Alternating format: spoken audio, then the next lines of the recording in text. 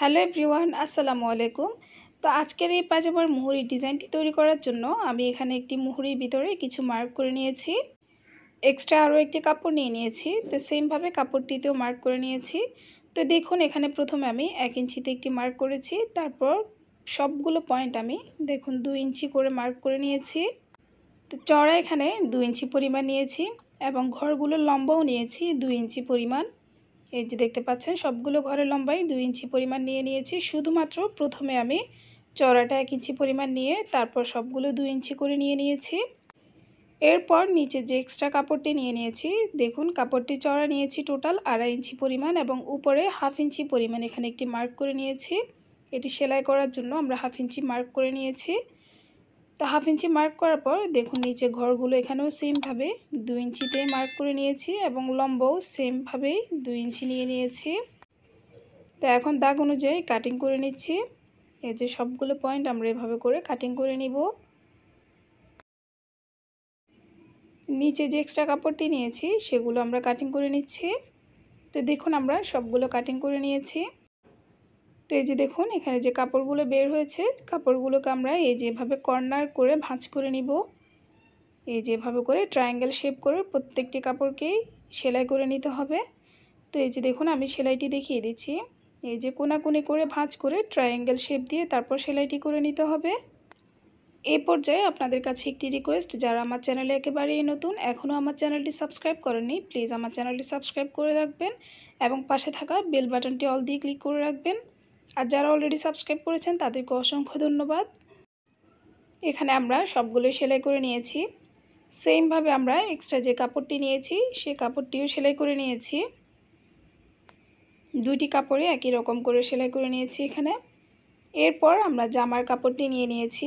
তো এই যে দেখুন প্রিন্টের যে জামার কাপড়টি রয়েছে সেখান থেকে আমরা একটি কাপড় নিয়ে নিয়েছি। কাপড়টি চওড়া নিয়েছি 3.5 ইঞ্চি পরিমাণ আর লম্বা পাজামার মুহুরি মাপ অনুযায়ী নিয়ে নিয়েছি। তো এখানে সাইড থেকে এই যে 2 সুতা পরিমাণ এই যেভাবে করে ভাঁজ করে আমরা সেলাই করে নিচ্ছি। এখানে একই রকমভাবে এই পাশেও আমরা সেলাই করে নিব। তো এই যে দেখুন দুই পাশে সেলাই করে নিয়েছি। তো এখন কাপড়টিকে সোজা পাশে নিয়ে আসছি। এরপর পাজামার মুহুরিতে যে ডিজাইনটি করেছি সেই ডিজাইনটি এই যে দেখুন এইভাবে করে আমরা জাস্ট সেলাই করে নিব। তো এই যে দেখুন এখন আমরা সেলাই করে নিচ্ছি। তো এখানে সেলাই করার সুবিধার জন্য আমরা এখানে সালোয়ারের কাপড়টির সাথে এই যে প্রিন্টের কাপড়টি প্রথমে একটি সেলাই দিয়ে আটকিয়ে নিয়েছি। তারপর আমরা এখানে জাস্ট এই যেভাবে বাঁকা করে সেলাইটি করে নিব। এই যেভাবে করে আমরা বাঁকা করে সেলাইটি করে নিব।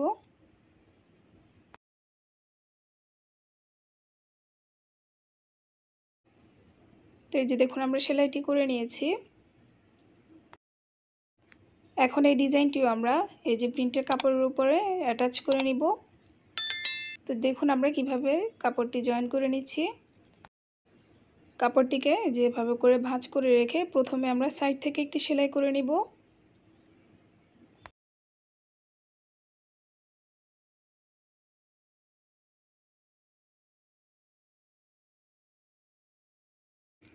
তো এখন জাস্ট ডিজাইন অনুযায়ী এই যে আগের মতো করে এখানে সেলাই করে নিব।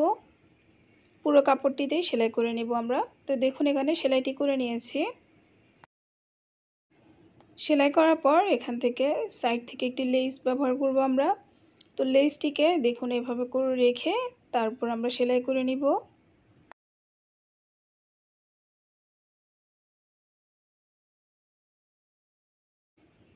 লেসটি সেলাই করার পরে এখন লেসটিকে এই যে এভাবে করে জাস্ট উল্টিয়ে আমরা কাপড়টিকে ভিতরের সাইডে রেখে লেসটিকে বাইর করে নিব এবং সাইড থেকে একটি চাপ সেলাই দিয়ে নিব।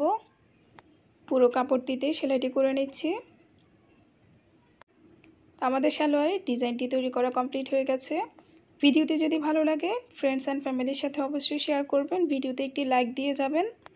সালোয়ারটি তৈরি করার পর এই যে এরকমই হয়েছে। ভিডিওটি দেখার জন্য ধন্যবাদ সবাইকে। আল্লাহ হাফিজ।